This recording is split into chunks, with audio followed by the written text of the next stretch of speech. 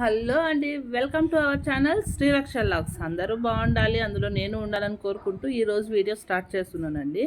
Already చలికాలం start అయిపోయింది కాబట్టి పిల్లలకి కొంచెం అన్హెల్తీ అంటే కొంచెం కోల్డ్ కాఫ్ అలా ఫీవర్ ఉంటుంది కాబట్టి మనము ఫీవర్ కంటే ఖచ్చితంగా సిరప్ వేసుకోవాలి. ఇంకా కోల్డ్ కాఫ్ కంటే మనకు ఒక హోమ్ రెమెడీ అనమాట ఇది.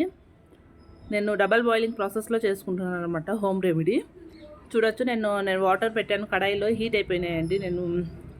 ఇంకా అలాగే నేను పారాషూట్ కోకోనట్ ఆయిల్ యూస్ చేస్తున్నానండి. మనకు దీంట్లో ఓన్లీ 2 ఇంగ్రీడియంట్స్ చాలండి. ఫస్ట్ వచ్చేసి మనకు కోకోనట్ ఆయిల్ అండి.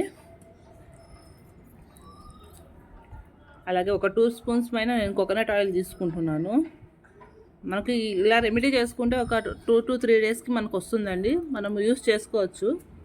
దాంట్లో ఫ్లేవర్ అనేది కానీ ఘాటు కానీ ఆయిల్లో స్టే అయితే ఉంటాయి అన్నమాట, ప్రజెంట్ ఉంటాయి అన్నమాట దాంట్లో.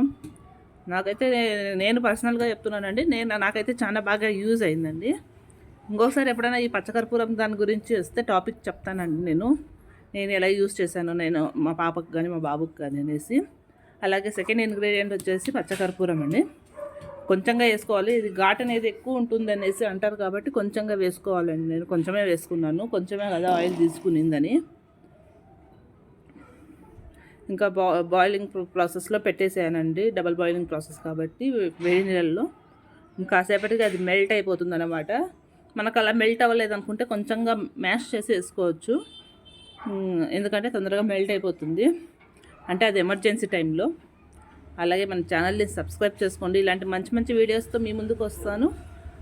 Until then, bye bye.